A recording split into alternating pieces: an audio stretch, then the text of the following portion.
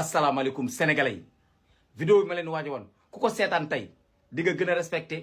Amadou Ba di nga gën a jox cër Amadou Ba nee naa leen Amadou Ba wane nga ni exemple nga wane nga ni yow yaay président bi baax ci réewum Sénégal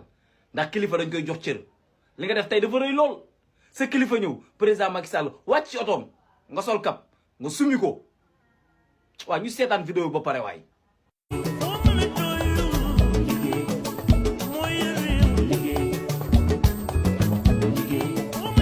Sénégalais yi ñoo ko gisandoo nee naa kilifa Amadou Ba wane nga ni kilifa dañ koy jox cër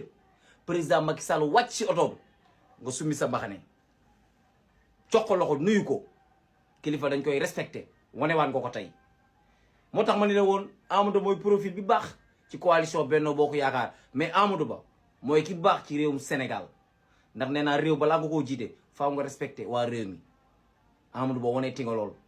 Amadou Ba wane ti nga exemple ci képp kuy sénégalais surtout ndaw ñi waaye nañ respecté suñu kilifa yi waaye nañ warmaal suñu kilifa yi waaye nañ jox suñu cër suñu kilifa yi Amadou Ba wane nga lool tey